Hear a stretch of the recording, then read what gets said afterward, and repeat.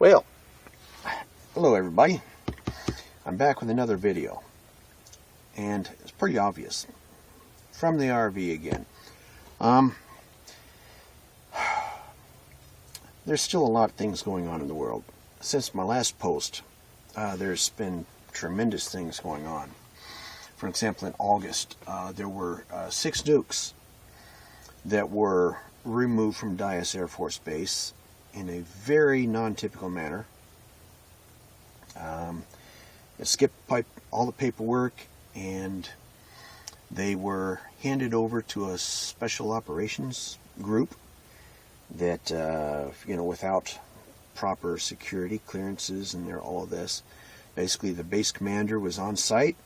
They never followed any kind of record-keeping protocol. They didn't have the multiple security details checking each other, things like that. Basically, they just rolled in with a semi and an escort team, special operations escort team. Loaded the 6 nukes on the semi. The truck driver chuckled or something about security and said something about it's being taken to South Carolina. And he doesn't know where they're going after that, if anywhere. And then when they rolled out, lost track of them. Now, it looks like that the Naval Intelligence, let's see, it's a Naval Investigative Services or something, jumped on the bandwagon, started tracking the nuke down, or the convoy, or should I say the shipment. They intercepted one of the nukes and uncovered at least the word is, they uncovered a ploy to detonate it on September 11th in Charleston Harbor, South Carolina. So they seized the nuke and placed it in a shipping container, and then a committee of investigators were coming forth to go over the evidence, evidently to put together a petition to submit to Congress for an arrest seizure of Barry Soetoro. In other words, Barack Obama, the illegal alien who's presently sitting in the White House pretending to be our president. Of course, now if you consider Washington, D.C. to be the District of Columbia, which, according to the Vatican, Columbia is the Western Hemisphere, and then the Vatican has issued Britain the permission to be in charge of the Western Hemisphere. So when the British East India Company took over British politics in 1773, that's when our nation's founders realized that they were going to have to take up arms. There was no more petitioning the King of England for our natural rights under the Magna Carta, etc., because the King of England wasn't in charge anymore. Now they were dealing with a psychopathic, genocidal corporation, international trading company called British East India Company. Today, the same company is in charge. Let's set up all the stock exchanges and the banks that service those exchanges and stuff around the world. Same company, the same company that the CIA works for, and Mossad Mossad works for. KGB used to work for them. The Chinese Triad, Islamic Brotherhood, Al Qaeda, they all work for the company. Fabricating fake wars and all this other stuff. Anyway, so that's why our nation's founders had to take up arms. Well, what we did is we created a public trust, called the Constitution of the United States of America. Only some of our nation's founders took a copy of that, and they took it to the London Financial District and registered it under the British East India Company as a franchise. Actually, they submitted it under the Virginia Trading Company as a business reorganization plan. Basically, it was a business plan. And then this new registration they titled as United States. So here in the colonies, us Americans thought we were getting a public trust, that we could execute as a government under natural law. When in practice, it ended up taking a tyrannical commercial operation or a franchise of the company and doing a franchise reorganization and naming it the United States. And in order to have a new franchise headquarters, they came up with the District of Columbia, which was typical of the Vatican arrangement, giving Britain, of which the company had stepped in and taken over that plan, control of the Western Hemisphere. So they were going to make District Columbia the franchise headquarters of the Western Hemisphere. Everything, only that's not told to us in schools and stuff like that. And when we thought that we so-called won the Revolutionary War, the British commander that surrendered, he was not authorized to surrender, and it wasn't a surrender, it was just simply a ceasefire arrangement. And that's why he only surrendered his swords. He didn't surrender his arms and his soldiers and his ships and cannons and stuff like that. He just surrendered his sword. So there was a gentleman's agreement for them not to shoot at each other anymore. And then the British basically sat there with their soldiers in Boston and stuff and said, okay, Continental Congress, you guys write yourself up a business plan under which we're going to, commence trade and commerce. And so that's the way the agents of the company saw that. And so that's why they let us. But our nation's founders that wanted a entirely new government and to basically exclude the company, they ended up being turned in and killed, hunted down and killed, robbed, plundered.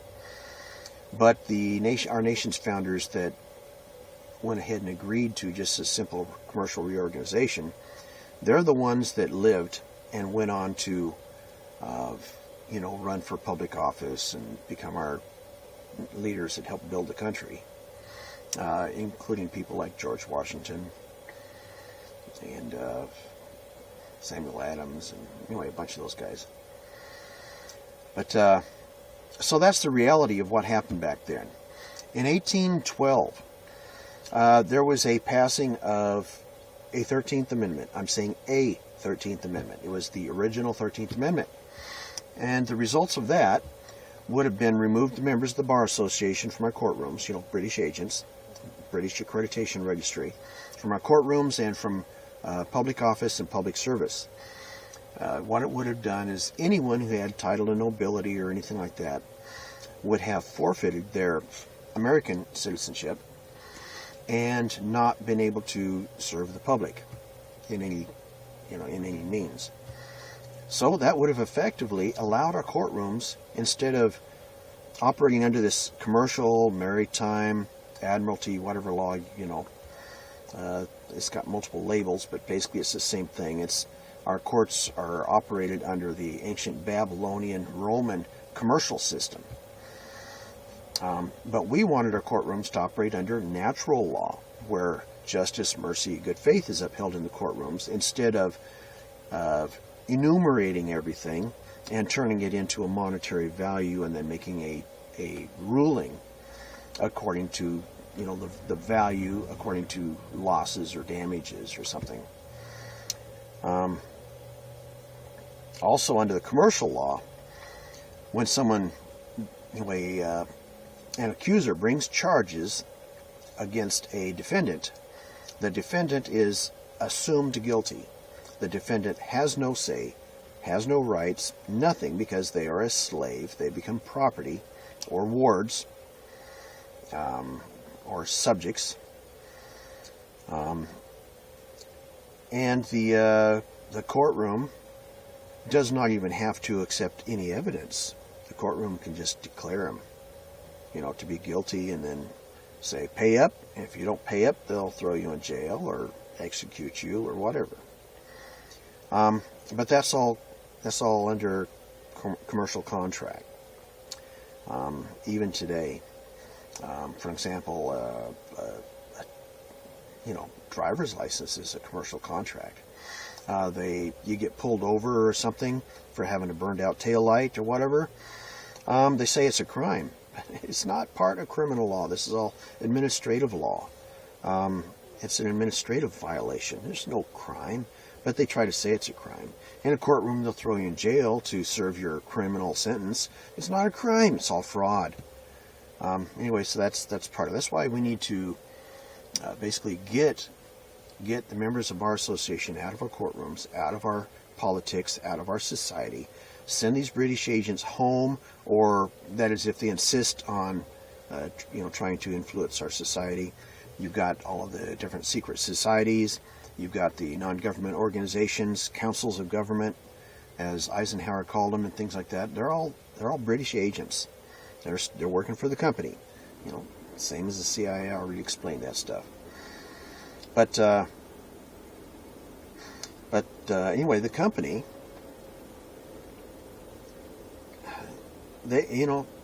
and also the primary shareholders of the company. Those are the people that own the majority shares of the different stock exchanges and the banks that service those exchanges. And then there are certain religious members of these shareholders that call themselves Illuminati. And then there's, Bilderberg Group, the Trilateral Commission. These are all different groups that are basically plugged into that system. So, where I'm trying to go with this, I'm keep chasing rabbits and getting myself off track because it's actually so involved. But where I'm going is we need to become free agents. Instead of having the mindset of a subject or a slave, which is the same thing, or the mindset of a dependent, or something. We need to acquire the mindset of a living soul, a free individual living soul, who will work cooperatively with other living souls. We need to become immune against the manipulations and devices of psychopaths. These are individuals amongst us who they have no love in their life. They don't even know what love is. They are purely exploitive, predatorial personalities. They don't know what justice, mercy, good faith is. Okay, now I'm going to do a little quick explanation of justice, mercy, good faith, and then I'll get back to why a psychopath doesn't understand any of that. Okay, now what you have is, in order for us to have good associations with each other, there's certain principles that we need to follow in order to assure that we have the highest quality in those associations and the greatest stability and everything. And these are called principles of positive relationship. Or you could call them, the laws of sociology, under the laws of sociology. For example, the laws of physics are truth expressed in nature. Those are the laws of physics. Well, the laws of sociology is also truth expressed, in our social interactions and our society. Those are the laws of sociology, which are basically the principles of positive relationship. And there's also, principles of positive relationship is a very small set of the laws of sociology. Whereas if you violate the principles of positive relationship, then other things come into play. It's just like into the laws of physics, if you violate the laws of gravity or something, then laws of potential energy and things like that start coming into play. Unless you've taken appropriate measures to, escape the consequences of those laws of gravity and and it's usually costly. You've got to do certain things. For example, you've got to either assume orbit, or you've got to remove yourself from the gravity well, all those other things. I'm talking about within reason here. Of course, if you remove yourself from the gravity well and then sit dormant, don't do anything for eons, then another gravity well will kick in, and in other words, whatever. All the laws of physics are omniscient, so to speak, and they're eternal, like truth is.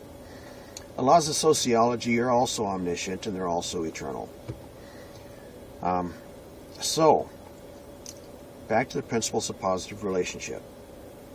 If you want to have a quality relationship, a positive relationship with the people around you, anyone you interact with, then you uphold these principles. You uphold justice, mercy, and good faith in those relationships. Let's see. Now, what is that the definition of? Now, if you uphold justice, mercy, good faith, that's actually the definition of love, isn't it? In your relationships, upholding justice, mercy, good faith, that's, in the pure sense.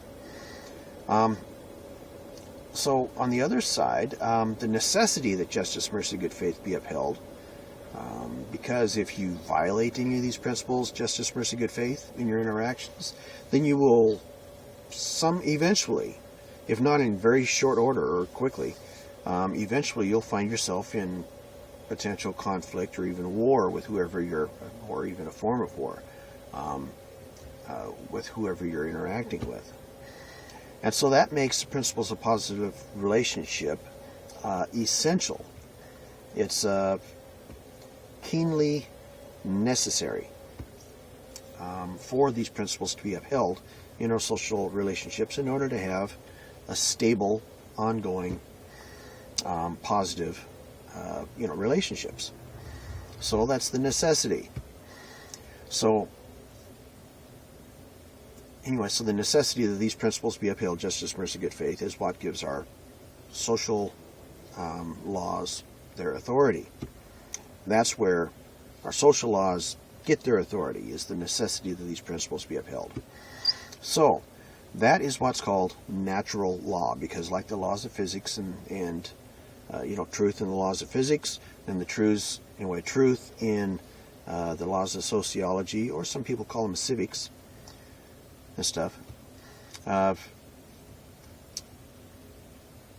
Anyway, that's what gives our social laws their authority. Those are the authorizing principles for our social laws. Now, that's called natural law.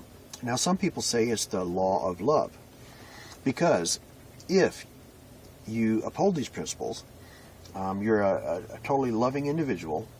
We're all born ignorant. We're all born naive. But if we truly are caring and loving, we'll keep our eyes and ears open, and we'll see where we're harming others, and we will evolve. We will develop. We will grow. We will learn. And then we will overcome. In other words, we will repent and become redeemed characters and do better next time. We'll improve and grow. We'll be righteous. In other words, we will avoid being willfully ignorant. We'll avoid willful ignorance. Because now, there's another thing. I touched on another topic. Many people do not want to be knowledgeable or wise or anything, and they're willing to remain ignorant. Now, in religious circles, they call certain things sins. Okay, in practical application, to violate the principles of positive relationship is sin, because it causes damage in relationships, in the way society functions, in the way individuals function, things like that. It causes damage. And that's the sin. And also willful ignorance. You see, we're all born ignorant. To be born ignorant is not a big sin. It is a lesser sin. And that's why parents watch over their children. You know, the first time the child violates one of those principles, they don't, you know, treat it as if it's a capital crime or anything. You know, you nurture your children, teach them in the way that they should go. And the children respond positively, and they do learn, and they grow up. And they themselves become eventually individual, responsible, contributors to society. Everything. Every once in a while, though, there will be a personality that comes along. It's either anywhere between, 2% in a few primitive indigenous societies, but most other societies is between 4 and 5% of the people, children growing up, will be what's called a psychopath. And what defines them as a psychopath, and there's many subtypes of psychopaths. For example, there's a variety of narcissists who are psychopaths. You've got the narcissists that are in love with themselves. You've got narcissists that are in love with their intelligence. You've got narcissists who are in love with other parts about themselves, and they could care less about anybody else. It's just they want everybody else to praise them, not challenge them or expose their fraud or anything like that. And that's basically narcissist. Then you've got the con artists and stuff. They think that they're smarter than everybody, and they think they can do no wrong because they themselves are God, and that's the only reason that society or the world exists, universe exists, is for them to, like a hunter-gatherer, come, see, and take, and do with what is as they will. And then you've got the antisocial behavior, and then you've got the sadomasochists, and then in other words, you've got all kinds of variety of subclasses of deviant personalities that they are all under the superclass of psychopath. And the one characteristic that holds these personalities apart or identifies them is that they have no love, or they lack the ability to love. Love is not in their personality. In actuality, biologically, their frontal lobe is not active. Their frontal lobe is there, and in most indications that it is actually physically and biologically healthy, it's not active. Now, some studies have identified that there's certain regions, I guess, that activate it that are damaged or undeveloped for some reason. But basically, they just lack the ability to love. So you can get off into, philosophical or religious elements there, and perhaps even claim that they don't have an internal soul, because it takes love to basically have a soul, at least from a philosophical or religious perspective. Okay, so then I'm trying to back out here. I got several levels deep into other subjects, chasing rabbits here. Okay, so then you've got natural law. Now, some people will say, no. Natural law is might makes right, the law of the jungle. And, okay, well, that is a form of natural law, but that is the natural law of beasts. Basically, the point that I'm trying to talk about is the natural law of living souls. And that is, creative, loving beings, where you can sit down and you can reason together and conduct yourselves responsibly one to another, instead of just being a bunch of exploiters, predators, coming to, try to eye each other up and down and see who can take advantage of the other and things. No, see, humanity has risen above that. And it is our attempts to rise completely above that is what I'm trying to help by putting this message out. You see, so you've got this sometimes 2, but usually 4 to 5% of humanity who are psychopaths. Now, what they do, a psychopath does, is he goes through life targeting individuals, mostly people that are loving. Now, a psychopath, when they're young, it doesn't take long before they realize, 2, 3, 4, 6, 7, 8 years old. It's not long before they realize that people around them have peculiarities that they just don't get. For an example, why do people want to take care and love on kittens and puppy dogs and things like that? Why do they want to take care of them and have a sharing relationship with them? Psychopaths don't understand that. Now, what they can do is they can learn the characteristics, and they can put on a show for everybody around them and everything.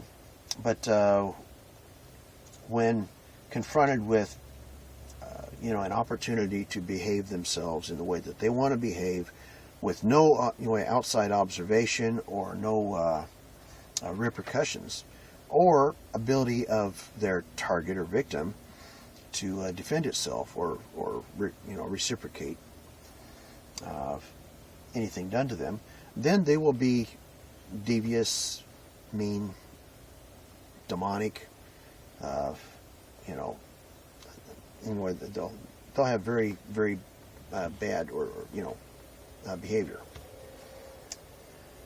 and stuff. And that includes if their target or victim is even another human.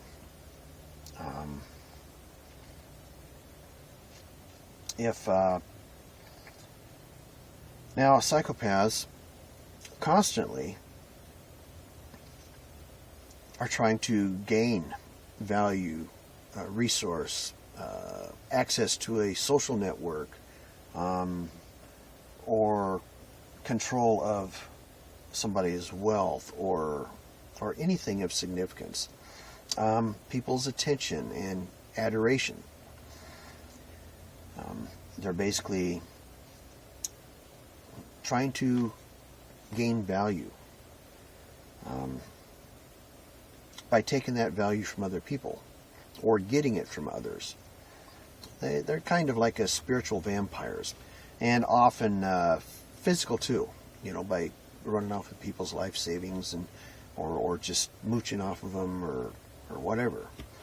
Or draining other people emotionally to keep them from accomplishing anything in life, because they want the other person's attention to be focused on them. Anyway, there's so many different things. But, okay, now I want to try to get past this talking about psychopaths, because the whole topic of psychopaths, even having one in your life or in the life of someone that you know, they're like a whirlpool. They have a tendency of just sucking all of the energy from society into themselves, where people and situations and events, corporations, groups, social networks can get wrapped up into their vortex to where it's almost impossible to get out. So you oftentimes find yourself just going round and round and round and round in circles, and the psychopath is the center of all the attention and the energy and stuff. And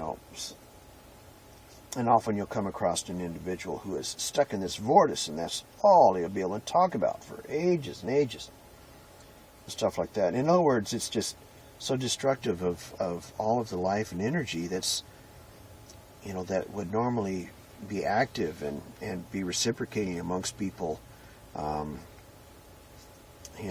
dealing with anyone inside this social network or arrangement or corporation or whatever it is, circle of friends.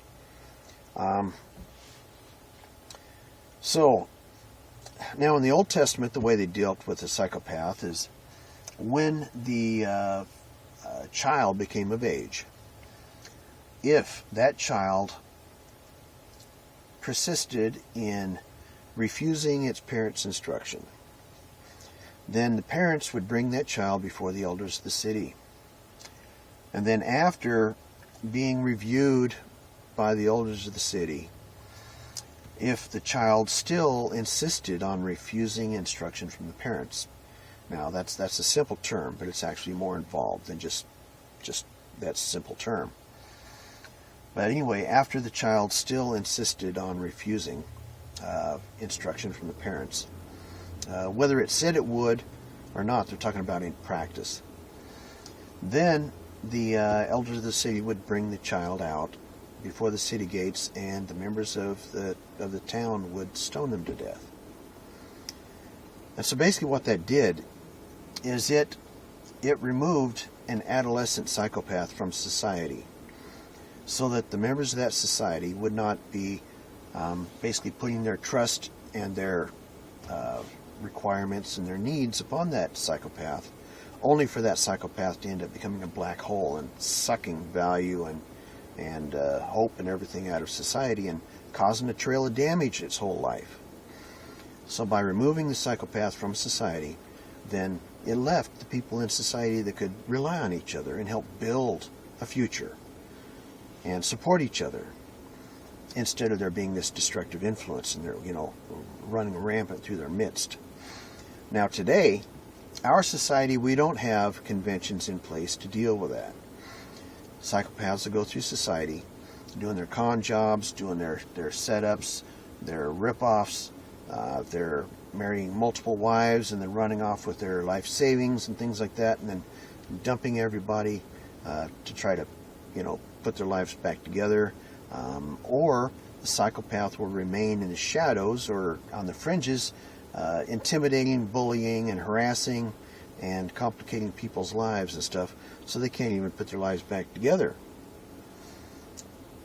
and stuff. So that's basically the situation we have today. And now, so you have that 2 to 4 to 5% of members of society who are psychopaths. Now you have some more principles going on in society. Another pretty astonishing one is that 2/3 of society do not think for themselves. What they'll do, anyway, what members of society do is 2/3, they will, under actually pretty simple circumstances, if ordered to or directed to by someone in apparent authority, an authority figure, if an authority figure tells them or directs them to inflict even lethal harm on an innocent party, 2/3 of people in society, in our society, will do that. This test has been conducted multiple times each generation for the last 150 years. They've done this in many, many, many different cultures. Primitive cultures, advanced cultures, war-torn cultures, stable, docile cultures. That trait is consistent. It doesn't change anywhere, under any circumstances or anything like that have been readily identifiable. It is a basic trait of people in society. Only 1/3 think for themselves. The other thirds will even kill innocent people if directed by an authority figure. Okay, so now realizing that, now you can see how a few hundred people could take over the whole of Russia, do a Bolshevik revolution, and then build a bureaucracy or an infrastructure where 60 million people could be killed in 1 year and stuff, like the Bolshevik Revolution and under Stalin, and then in China, in Indonesia, Pol Pot and everything, where he wiped out close to 80% of his own population, and millions, and people still supported him, I don't know. So that's how that is how psychopaths, if allowed to grow up and mature and then assume positions of authority and leadership or dictatorship, will become a tremendous horror to society. Okay. Now you have the other third of the members of society are the ones that generally have to rise up, die by the hordes, to try to save society when things like this happen. So you've got the independent thinkers. They're usually the intellectuals, they're firstborns, they are the small businessmen, they're the inventors, they're the whistleblowers, they are, the activists, the public directors. Anyway, they're the movers and shakers in society. So basically what happens is once a social hierarchy has become sufficiently infested with psychopaths, then the psychopaths will cooperate together to firm up the ranks below them with more psychopaths. And generally what happens is a society, the ranks will gradually fill up, and then once it reaches 2 or 3 layers deep, then as many of the other layers below them as possible, they'll try to hastily fill up with psychopaths, so that they'll have a united front in position to start to impose a tremendous tyranny upon the masses. Now, today what you have is this Barry Soetoro, some people call him Barack Obama, and a few idiots even call him president. The guy's a criminal. Whatever. Anyway, so he may be president of the District of Columbia, working for the London Financial District, the Crown, and for the Vatican, the Jesuit order, or the Black Pope, whatever. But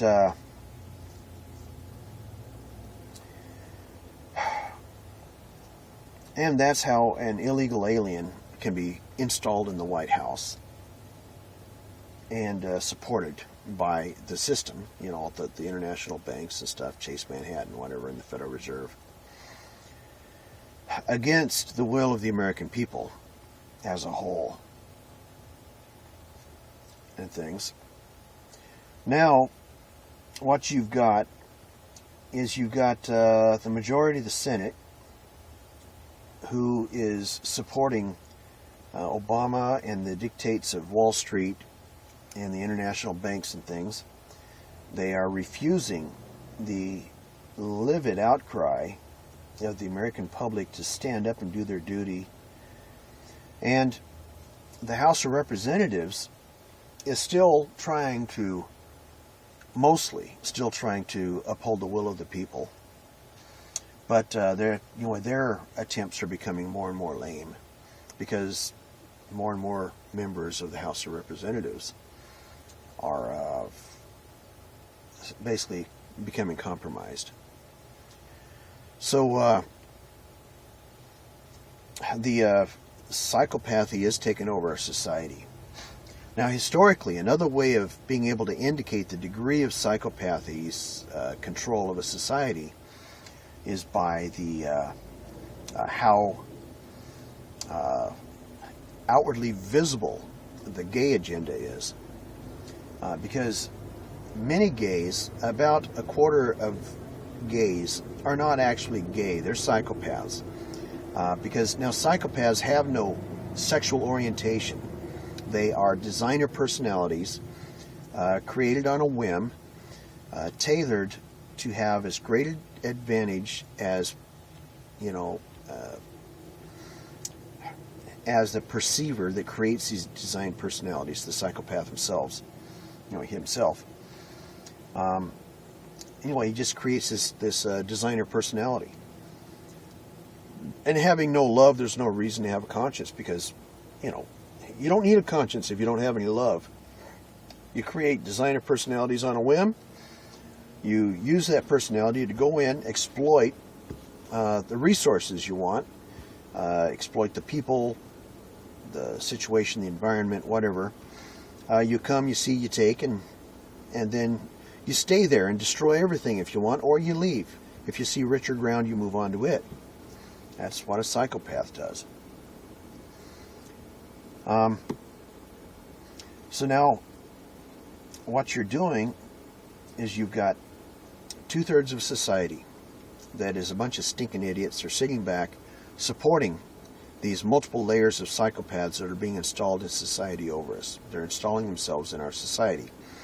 Right now, you have, in our military, for example, the nuclear command alone, just the Air Force Nuclear Command, the last 12 months you've had over 200 nuclear officers replaced by the White House. And of course I think I mentioned the 6 nukes that was taken from Dyess Air Force Base. It looks like at least one of them was going to blow up in Charleston Harbor, South Carolina. The U.S. Navy intercepted that, and then an assassin went in to kill the review team that was going over the evidence. If they were following proper process, which I really think they were, I suspect that this review committee was reviewing the evidence to put together a report to file with our administrators, to petition them to have the Federal Capitol Police to arrest, basically seize Obama, and deliver him to the front gate of the Capitol for a military police detail, a naval, basically a naval police detail to take custody of. And then they would basically detain him until a trial could be set up. Now, whether that trial would be in The Hague or Nuremberg or another trial here in the USA, military tribunal initially, or as happened in 2009, activists nationwide here in the USA, we elected a Continental Congress. And I can see that this is another possible option. If our duly elected Congress continues to become further and further compromised to where the point they're not doing anything, we need to elect another Continental Congress, probably a Continental Congress, perhaps the second part of 2014. Although we do have, a regularly scheduled election occurring in 2014. Like in 2009, we did that because the election of 2008 was so compromised. We did it in 2009 to basically come up with a battle plan on how to press forward with trying to get our freedom back from the psychopaths. And so I can see probably in 2015 another Continental Congress. But there's also, it looks like on the world scene, because all of the Talmudists,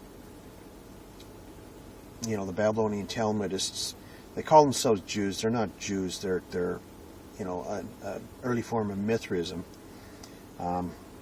Basically, and they're not Jews. Their ancestry, they're Huns. Attila the Hun was their ancestor. It wasn't, the son of David or Abraham or anything. They're not Hebrew by ancestry. And molecular biologists are seeing that in their DNA, that they're Khazarians. They're from the Pale of Russia, from whatever. They're Huns. They're not Hebrew. That's the state of Israel, is an illegal state. It was set up through terrorism. It's now run by terrorists, and the leaders of the modern day state of Israel are Khazarian. They're not Hebrew. There is an element within the state of Israel's politics that are ancestral Hebrews. And their ancestry basically comes from the people that call themselves Jews from Western Europe. but the majority, about 85% of the people that call themselves Jews, are of the Khazarian ancestry. You know, they're whatever, and they're fraudulent. There's a large Orthodox Jewish of Hebrew ancestry group, you know, in New York City and stuff, and elsewhere. But anyway, I've got more important things to talk about than this. This is actually a small topic. But what happened is these Khazarian sects that call themselves Jews are fraudulent. They expanded out across the world, and they started infiltrating the merchant, you know, financial networks, and mingled and married into the Canaanite network that was doing the commerce way back in history, before the days of Nimrod even. The days of Esau went south, and he married some Canaanite women from, you know, from this, you know, from these camel trains and stuff. And what they did is, you know, what the sons of Esau did, is they kept marrying back and back and back into this tribe of Cain and stuff, until they hybridized all the Hebrew out of them and stuff. So the sons of Esau, who later became, you know, when the Romans installed the Pharisees in the Sanhedrin to act as spies and moderators and stuff, you know, in the Hebrew priesthood and stuff, and also as a thank you or gift for overthrowing the Maccabean uprising and stuff. These are the progeny of the sons of Esau. And they're all Canaanite, and they also followed the Babylonian Talmud. And then later there was another version of the Talmud written called the Jerusalem Talmud. But now remember, the Talmud is not the Torah. The Torah is the book of Moses. That's Hebrew. The Talmud is mysticism out of the you know, Middle East. It's some of it's even pre-Mithra, and then Mithraism is what Islam came out of and stuff. And by the way, Islam, it's also a medieval value. It's a psychopathic value system. And then you've got Muhammad. Muhammad was a psychopath. He was a warlord. He molested children and had multiple wives, and he treated them as slaves and things like that. And then if somebody asked him questions, instead of reasoning with them, you know, and being reasonable with them, he just chopped their head off. You know, I mean, that's what a psychopath does. I mean, there's no good faith, nothing in any of that. And then you have this, you know, in sociology, you've got the 2/3 of people that don't think for themselves. They're willing to become jihadists and mercenaries and assassins and everything like that, if a perceived authority figure tells them to be. And so you've got this Muhammad, who's a psychopath. He created he became a warlord, and he created what he called a religion, the religion of Islam. And then he tells them that you guys are going to conquer the world, and anybody that doesn't convert to Islam, you're going to kill. How idiotic. I mean, the thing is, these people aren't... Anyone that doesn't think for themselves is a stinking animal. I mean, come on, because you're allowing these psychopathic animals to take control of your life and take control of your energy and everything, and use it for their wicked demonic means. You know, I mean, whatever. So, but fortunately, the 1/3 of humanity that does think for themselves, there's more of the 1/3 of humanity that does think for themselves than there are psychopaths. So what we need to do is we need to educate the simple-minded, which are the 2/3 of the people. Try to inspire them to think for themselves. Or, doggone it, or they're going to end up becoming victims of this psychopathic system. But the thing is the psychopaths use this 2/3 group as a sledgehammer to slam the 1/3 of the group that, humanity that does think for themselves. Stuff. Okay, so this is our dilemma. But the thing is because we are creative, living, loving souls, what we do is we identify problems and we come up with solutions. That is what we do. That's what the Almighty Creator made us for. That's our purpose. Our ultimate goal in the universe is to build infrastructure so society can thrive, and then stretch that infrastructure out into the heavens and across the heavens. That there is no other any kind of reasonable goal for humanity other than to do that. Is to stretch the infrastructure of loving society across the heavens. But what happens is we need to chain our demons before we reach for the stars, lest we pollute the heavens. And that's a saying I think that's worth remembering and implementing, is chain our demons and then reach for the stars, lest we pollute the heavens. Okay, I'll give that a rest. Anyway, so we've got the White House, who's stealing nukes to either hand them over to FEMA or Homeland Security to keep in storage for use later. Now, FEMA, Homeland Security, their jurisdiction is here in the USA. If they're supposed to be emergency management, if they're supposed to help recover from earthquakes and storms and civil unrest and stuff like that, okay, the only thing I can think of them helping to recover from, disasters or civil unrest, are they going to nuke our cities to bring our cities back out of civil unrest?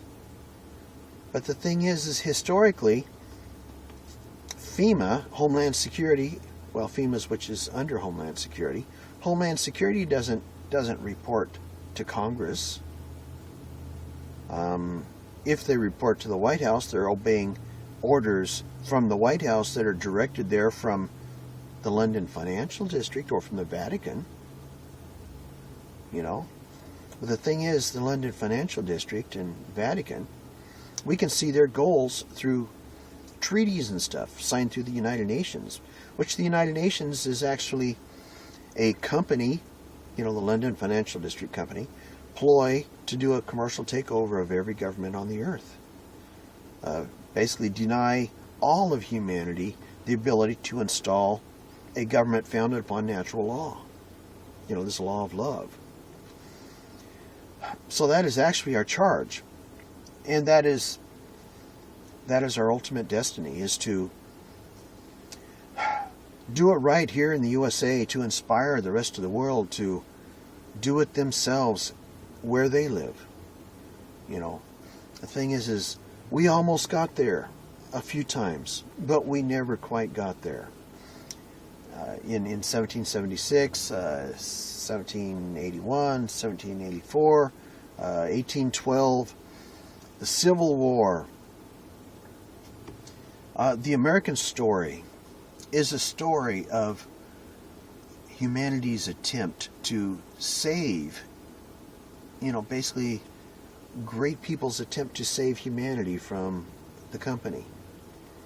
This psychopathic Babylonian Roman system, Roman, Venetian, and then London system. The company, they did the Opium Wars against China, against India, against Australia, and whatever. It's all those trade wars. And the trade wars actually go back before the British East India Company. It's the same system, the Venetian system before that, where they used the Norse and the Vikings to rape, plunder, and pillage Europe, to collect slaves and steal all the silver and stuff and hand it over to the Venetians, hand the slaves over to the Venetians to serve them, and then trade slaves around the world for silver and stuff so they could go back and pay the Venetians off their debts. And that's where this usury and stuff comes from, interest. Today, the Federal Reserve, constitutional money is supposed to be issued, from the from the Treasury Department, not from the Federal Reserve. The Federal Reserve may have the U.S. Mint print up Federal Reserve notes, of which then the Federal Reserve banks will issue, towards loans and stuff. But the Federal Reserve charges interest on that money and stuff. And our money is not supposed to be created out of debt. Our money is supposed to be created out of credit. Now, the way this, the constitutional money system works is, okay, actually, I'll do a two-level explanation. First, explain exactly what money is, and then how the money is created by the state. Okay, in the simplest form of money, in the simplest form of capitalism, pure capitalism. I'm not talking about this monopolism, that has been perverted by Wall Street and the company and stuff like that. Pure capitalism. And that's where, like a bunch of farmers will bring their goods into the farmer's market. They'll turn it into the warehouse. They'll get receipts. They'll say, okay, you've got all this stuff on deposit. Those pieces of paper have true value, of which is, those pieces of paper represent true value, which is the value of the goods stored in the warehouse, in the market warehouse. And so people will walk around with these receipts trading with each other. Say, okay, a farmer will trade in his wheat, and he'll want some corn, and he'll want some hay, he'll want some farm equipment, he'll want some building supplies and some fuel and stuff like that, groceries, whatnot, fence material, anything necessary for him to be able to run his farm, feed his family, and work towards a future, And then at the end of the day, they'll bring all those receipts back, turn them into the warehouse, and then collect the different goods, that those receipts represent. Take them home to him and live his life. Let his family prosper, and his small family business prosper. That's what American society was designed to grow on, and that was how it was designed to operate. Now the U.S. Treasury Department is on a national scale instead of just local farm communities and stuff. That's how they would operate. Matter of fact, when our money collapses, which it is going to, because the whole global money system is fraudulent. So we're going to have a global economic finance. Matter of fact, we have to have a global monetary collapse. And it has happened many times in history. But the thing is, the collapse needs to be a lawful collapse instead of a designed collapse, because the this Venetian or Babylonian, Roman, Venetian system, when it collapses a currency, what it'll do is it'll create another fraudulent currency right beside it, a parallel currency, and then it'll have all of its supporters and insiders transfer their value over to this new currency, and then they'll collapse the old one, and then they'll come in and rape, plunder, and pillage the peoples and the economy that they just collapsed, and then bolster it up with this new economy, and then they'll continue their power, for another couple hundred years or 400 years, however long. And so that's how they've continued, for millennia after millennia, doing this and stuff. And even the gold and silver system, instead of just the fiat paper money system, even the gold and silver system was operated that way repeatedly through history. And I'll leave it up to you to look up the details, because there's a lot out there. It's too much for me to go into right here. But what we need to do is have a legitimate money system where the Treasury Department will issue loans to municipalities, counties, states, and domestic businesses, domestic corporations, towards doing domestic operations, domestic production. Like the corporations, for an example. There is a water project that it will be built if we Americans don't build it, the Chinese so badly want to take over the Western U.S. I'll say again, the Chinese want so badly to take over the Western USA and do it themselves.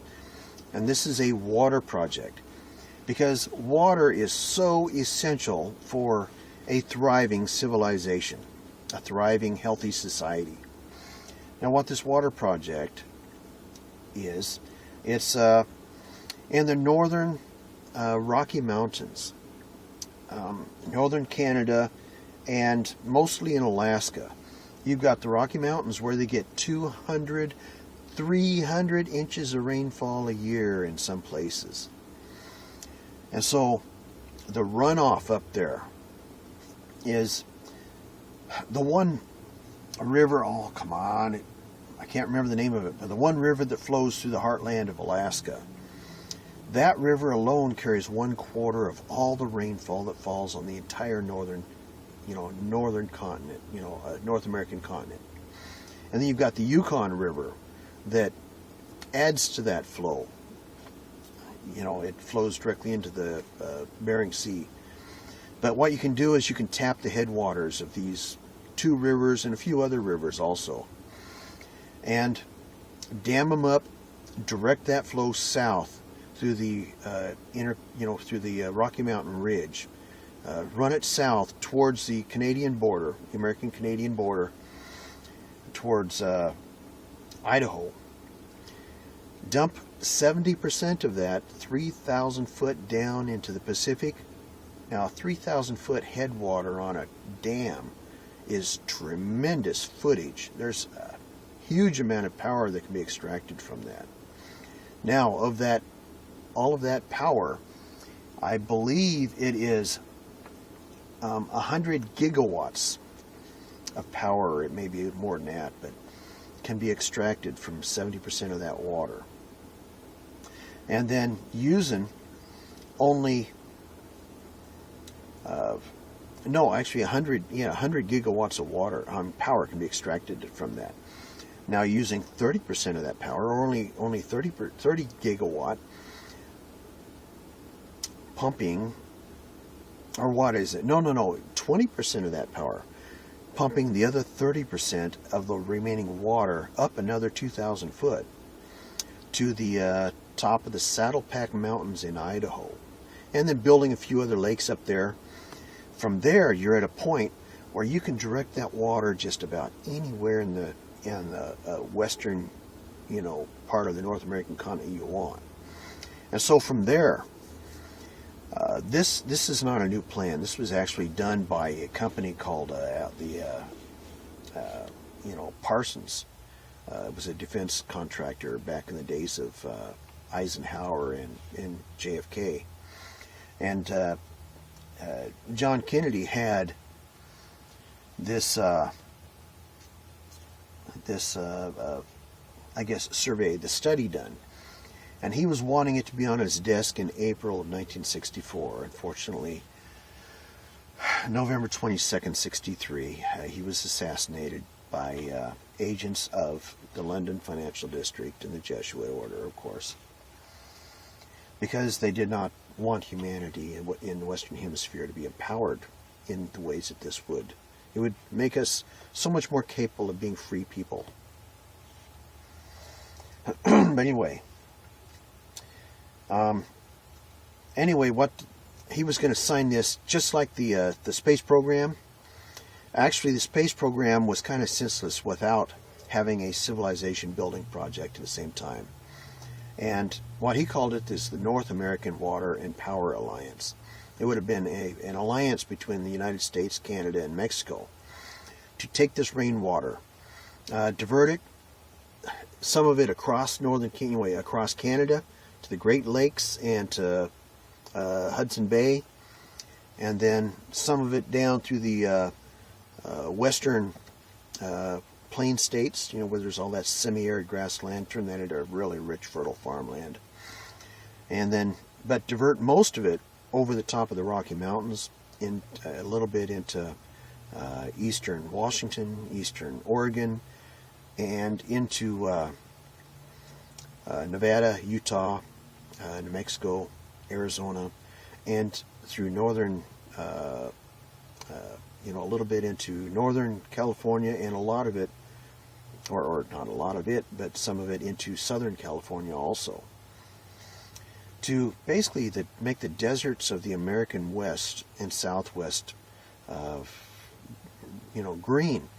Matter of fact, there was going to be so much water, like 3 Mississippi rivers worth or something, so much of this water shipping into the desert regions of the American West, that there would be 3 rivers overflowing the American borders into the Mexican Sonora Desert, of which they could use to irrigate and everything. There would be 2 new rivers created in Texas. One river would be about 100 miles north of the Rio Grande, and of course the Rio Grande itself, receiving runoff from these other operations, would be have a lot more water in it and stuff. So most of it would become navigable, almost up to, I believe, to all the way to Amarillo. But then you'd have this other river 100 miles north of the Rio Grande, flowing across southern Texas, which its waters would become available to, service loads more of farmland and stuff down there. And then there'd be another river that would flow across northern Texas. It would flow basically out of Colorado, across part of Kansas, near Amarillo, down near Ada, Oklahoma, and then across a little bit north of Dallas-Fort Worth, eastward, and then turn south near Beaumont, Texas, and then flow into the Gulf. But now this thing that I'm describing, this path I just described you, it'll be navigable, 80 foot deep, 300 foot wide, and then from Colorado it'll continue north across the Canadian border, and then join up with another navigable canal coming out of the Great Lakes. And then from there you'd be able to continue northwest, to more water systems, and then eventually be able to come out the Columbia River Gorge. Or another path would take you to a docking system where you'd come out at Prince William Sound, near Victoria and everything. In other words, you'd be able to run barges all over the place. Plus, another branch of this would allow someone to follow the canal system north of the Rio Grande, go west, and then across the Rio Grande there would be a navigable canal that would cut across the continent, and you'd be able to take your barge, sail all the way into the Baja Peninsula and stuff. But anyway, so we would have a myriad of new navigable passageways, seaways or something, that would crisscross the continent. And that would also help encourage commerce, where we could have massive amounts of bulk materials like special concretes and things like that for building railroads and bridges and dams and bulwarks and aqueducts, things like that, which would be necessary also for this project. Now, there was also going to be a whole bunch of railroad systems that were going to be built up double and triple tracked and things like that in order to take equipment and materials and stuff into building the different dams and tunnel systems and power systems, generating systems and things like that was going to be necessary for building this. But anyway, there's a lot to say about this. I don't want to get overwhelmed or overwhelm you with this. So I suggest do search on NAWAPA. That's NAWAPA. That's North American Power and Water Alliance, or NAWAPA, NAWAPA. And of course, there are equivalent projects like this who've already been on the books for generations to do things like this around the world. For example, the Sahara Desert used to be 3 huge Great freshwater lakes in the Sahara Desert. And those lakes had been there for so long that they had developed their own dolphins, freshwater dolphins and freshwater whales that were living in the Great Lakes within the modern-day Sahara Desert and stuff, or the ancient version of the modern-day Sahara Desert. Now we can return those Great Lakes. Unfortunately, we can't bring back the wildlife that had been there. But by tapping 12% of the headwaters of the Congo River, running that water north into, I guess it's Lake Chad is almost completely dried up now, refilling Lake Chad, and then starting to irrigate all of the lowlands around Lake Chad, turning them back into farmland and stuff, and then allowing the overflow from Lake Chad to flow northward and start refilling the basins, in the Sahara Desert of these what used to be these Great Lakes, can slowly start to fill those Great Lakes back up and return northern Africa to a lush green, fertile vegetation sustaining and population sustaining area. Now there's another project that was started, I believe, in the 50s, and it cut across the Sudan. What it did is it diverted, I guess it's the headwaters of the Nile. I believe it's called Lake Victoria. I'm trying to remember the names of the river. Anyway, I don't think it's called the Nile River that far up. But anyway, that river, it flows through a huge swampland. And the swampland can't be farmed, it's too swampy. So in the 50s, there was a project put together to build a huge, long canal, like 300 or 400 miles long, to divert that river water away from the marshlands, to mostly dry up the marshlands and make it so that that could be farmed, turn it into rich, lush farmland. And then the canal, since that canal was diverting the water to another region that was also dry, then they could irrigate that dry region from the canal and turn it also into a vast breadbasket for raising food for not only the whole of Africa, but also for the Middle East, and even supply Europe and stuff. So here, there's another region, a farming region that we could activate.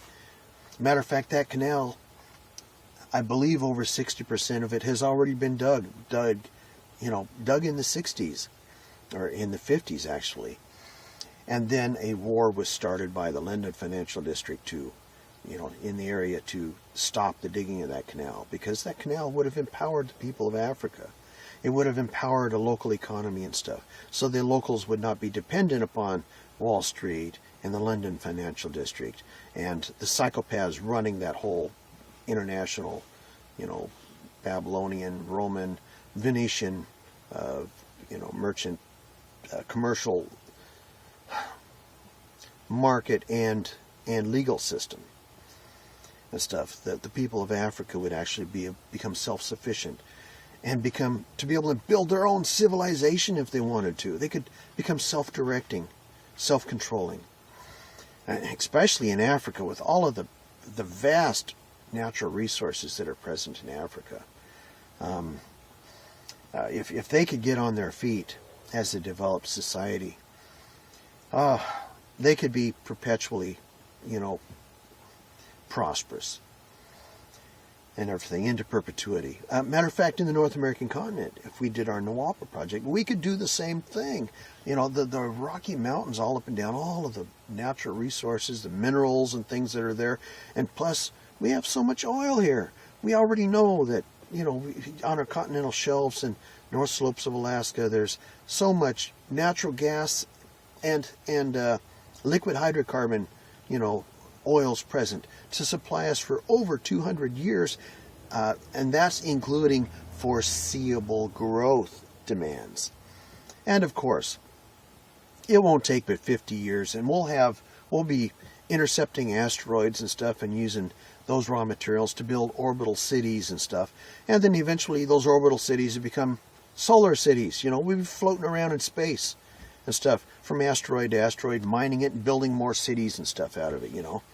And I mean, we'll become a solar civilization, and that's the natural, our natural destiny. And then eventually these cities, with I guess with stairways, orbital stairways. You just look up space elevators. We won't have to land rockets and stuff on Mars and the moons and stuff like that. No, we'll just have one of these, orbital or mining cities go up to the planet and then drop a tether down, and then we'll be able to just go up and down like it's a big elevator, and then be able to start anchoring those, and then having, elevator stations, and then start doing multiples around the equator until you just build basically a ring. Like the Earth itself will eventually have a ring around the equator. And then in orbit, you'll have elevator stations where, these orbital cities or orbital stations will be able to dock to these elevator stations and things. And then they won't even have to use rocket propulsion or anything like that to launch themselves. They'll just go up the ribbon up to a weight tethered at the end of the space elevator, attached to that, or go up to wherever they want at whatever velocity, and then just release themselves and drift off into space and stuff, using momentum gathered from the rotation of the planet or the moon that space elevator is attached to and stuff. And then they'll be, the colonies can be so huge that they're self-sufficient. And many engineers have come up with different plans. For example, coming up with a spherical plan, where you could basically you send the machines necessary to an asteroid to intercept that asteroid, direct it into moon orbit, and then while in moon orbit, then we can send up a bunch of machines to start mining the moon, and then making other machines to basically use the raw materials from that asteroid, to start printing. And today we've got 3D printers to actually start printing, a habitat, or printing, the habitat for a factory, so we can start manufacturing the raw materials for these orbital complexes. And then after the machines have made them habitable, then we just simply jump on a rocket or go up a space elevator or whatever, and then jump on over to this habitat and start inhabiting it. We move in. We let the machines do the work for us, and then we move in when it's done. And then from there we can live, move that habitat. We won't even have to bring the asteroids to moon orbit anymore in order to harvest them and stuff. We can take our habitats and jump from asteroid to asteroid, go to asteroid, mine it, and then move to another asteroid and mine it, and just keep adding to the habitat. Or we can create other habitats, or we can make our habitats so that they're versatile. We can, we can make like a spherical habitat, and then we could add horizontal shells to make the spheres into a long thermos bottle. And then we can make a big community, and then we don't have to let it continue to grow. We can keep it a certain size, and then the next asteroid, just start building another one. And then use a big asteroid and just create a whole bunch of these little habitats and let them go off. Let them start harvesting asteroids, in the asteroid belt or something. I don't know. But you see, that's just stepping stones to a galactic civilization. But you see, we've got to chain our demons first. And now, the way to do that is to immunize humanity against the wiles of the psychopath. You look in different faiths, the demons and devils and stuff like that. Basically, they're just the impersonation, the personification of this psychopathic personality type and stuff. That's basically all they are. And that's actually why I'm such, so avidly, my faith is the Christian faith, because of the value system, this Hebrew value system that was, so prosperous and stuff, came out of the land of Chaldea and stuff. Abraham, when he came out of Ur, everything, he was blessed because of his persistence in upholding, this law of love and everything. But unfortunately, let's see, faiths have developed into bureaucracies, and then bureaucracies have developed into institutions. And then the institutions used faith as a pretext to build, their little power empires and everything. And they've abandoned the very value system from which, they sprouted and everything. So that's, myself personally, I actually don't think that it was Christ's intention to build a global religion. I don't think Christ wanted to build religion. I think he wanted to perpetrate the faith, perpetrate the goodwill, create the kingdom of heaven by inspiring individuals to focus their personality development into upholding justice, mercy, good faith. Now, as the laws of physics are eternal, are expressions of truth, because truth is eternal. Lie requires constant energy to sustain it. Lies, since they're not real, are not reflected in the rest of the universe, but only within the artificial shell created by the energy that goes into sustaining the lie. And then as soon as the energy is, goes away or is removed, then the lie itself, not being preserved by the rest of creation, evaporates and is forgotten. Is mostly forgotten. It becomes an anomaly that is lost because it is not empirically supported by the rest of the universe. Whereas truth, even when covered up by a lie, once the energy that sustains that lie goes away and the lie evaporates, then the truth comes forth, because the truth is preserved eternally by the rest of the universe. So now ourselves are spirits. Okay, some people say spirit, come on, spirit. Spirits aren't real. I'll challenge you to do this. Okay, close your eyes. Well, what do you feel? Okay, take a step back. Okay, if there's no such thing as spirit, how in the world can you feel in the first place?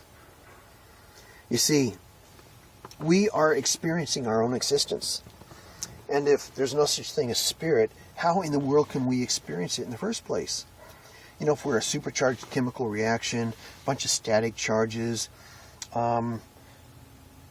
expressions of mathematical equations or mechanical constructs and stuff like that, how in the world can we experience our own existence without spirit? Okay, so basically there is spirit. Okay, that proves it. Matter of fact, I consider it the greatest miracle of all, the fact that I really am experiencing my own existence and everything. And it's a marvel. It's so wonderful. Okay, now,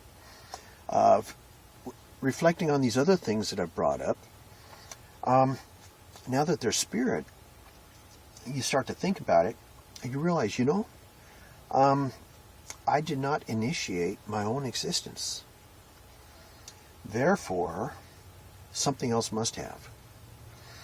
And then, reflecting on that, you see the tremendous order and precision of which the laws of nature operate around us.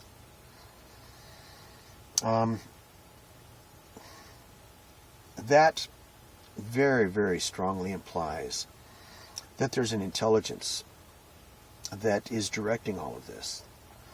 That there is an intelligent designer. And if there's an intelligent designer, that implies that intelligent designer must have been the one that initiated my original existence. Now, you and I know that we are actively involved in our ongoing development. We are actively involved in our own existence and development right now, though we weren't initially. So, that's just an ongoing observation. Now there's another thing. Spirit, like the laws of physics are eternal, truth is eternal. Okay, if one commits his spirit or their spirit to upholding truth, one's works and the influence that one's spirit has upon the universe, and I'm starting to say a lot here. To me, I'm saying that basically because it's such a vast concept. But in a roundabout way, if not in a direct spiritual way, it seems to me logically that our spirits, too, are eternal, so long as we commit ourselves, to upholding truth.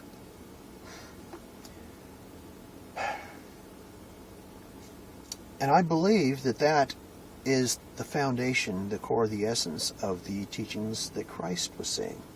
If you read the red letter edition, Christ's words, I see that Christ was teaching this natural law. Instead of trying to build a new or modified, a new religion or a modified Hebrew religion or something, I think Christ was trying to empower each of us. I think he was trying to make the kingdom of heaven occur, sprouting from within the hearts of each of us. Another way that happens, or another result of that, is another way that makes it possible, is that each of one of us becomes responsible for our own actions. We grow up. We become, adults. Instead of being like children, remaining ignorant. Children are born ignorant, of course, but the difference between an adult and a child is an adult has put away his ignorance and learned responsibility. Now, ignorance in itself is a form of mild sin, but to remain willfully ignorant, that is a vast sin. So, and to choose to remain willfully ignorant is to choose to take on a form of psychopathy yourself. Now, there's another way that a person chooses to become a psychopath, and that is if they find themselves compromised or under the influence of a psychopath to the degree where they are intimidated or threatened, or for their very survival, they have to throw their love away in order to survive. Now, I believe, or I feel intensely, that it is our love that gives us an eternal soul. It is our love that motivates us to hold fast to truth and to express truth, through ourselves. So, without love, I believe it's impossible for us to have a soul, at least an eternal one. For it takes love to motivate us to uphold truth. Now, if we are so intimidated or coerced to, or so compromised to give up our strength, to give up our love, and revert to becoming a second-degree psychopath, then we ourselves become a curse to humanity, a curse to creation. We ourselves become at war with others, at war with creation, and at war with ourselves even. We ourselves forfeit the opportunity to become eternal souls. We ourselves bow to death. And we become death ourselves. And we die even though our flesh still continues, to be, motivated. Unfortunately, we become demons, a curse to the earth and to all those around us. Now, because a mind, a mentality that has succumbed to this and become a second-degree psychopath, they intuitively, even though they haven't defined it to themselves entirely, and this a lot of this confusion is they know intuitively what's happened to them, but they don't want to think about it or anything. And there's this conflict, this warfare going on within themselves. They hate themselves. They hate everybody around them. They hate the world. They're just full of hate and everything. They have given up life, and they realize it. It's because of this conflict that makes it almost impossible for a second-degree psychopath to repent and return from the curse that they've placed, or they've allowed themselves to enter into.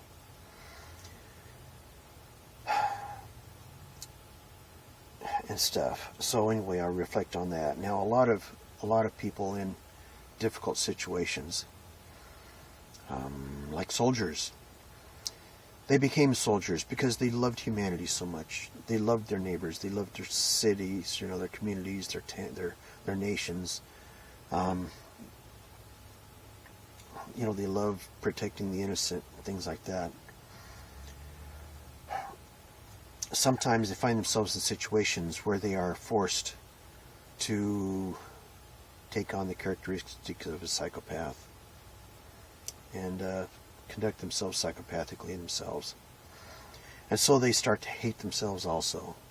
And their personalities begin to conform to the second-degree psychopath.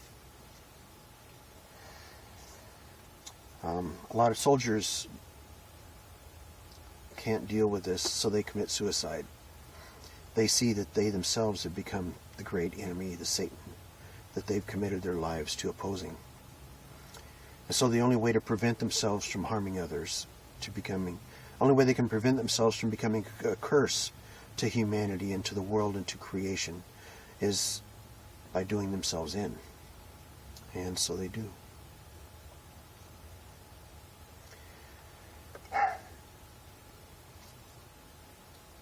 It is hard to reach someone that's gone, to that point. But I do think that there are ways of reaching someone if you can help them to see what has happened to them and help them to overcome their hatred for themselves and help them to become smarter than the situation and help them to reach out and grasp that love and then come to repentance and then become a greater person than they ever conceived that they could have been before. Having more love and more appreciation for life and for the people, and for the love that's happening in the universe around them. I think that's possible. But the situation with, the hope, the realization of what's actually happened to them, to come to their eyes and their comprehension, the chances of that happening is usually pretty slim. So anyway, my heart goes out, and to people that are capable, or they're in a position to be able to reach out to someone who's become a second-degree psychopath and try to turn them back to a loving life, to become a great, wonderful, living soul again, and become a tremendous blessing to humanity instead of a curse. And become another citizen of eternity, of the kingdom of heaven. That is such a wonderful thing. Okay, I'm going to conclude this because actually I've run myself pretty ragged. I'm getting tired. Plus, I think it's like, oh, look at this. It's almost 10 o'clock at night, which is actually not a bad hour. But I've been doing this for a while. And I want to come up with some more ideas because I've got so many things. Actually, I really should write notes down. But I love you all, and I hope you can tell by the reasoning and the subjects I've been bringing forth. But the world, the solutions, yes, the world is covered with a very great darkness. It's got demons running rampant through it. But the solutions are so simple. If enough of us will jump on board and overcome the learning curve. It took me so long to learn the problems and discover the solutions. But if we can come with a mass education program, and I'm not talking about propagandizing and education like brainwashing or anything like that. I'm talking about the empowerment and the self-determination that a true, loving, vitalizing education program can do. Instead of spiritual awakening. That's what's motivating me to do this. Okay, I love everybody, and God bless you.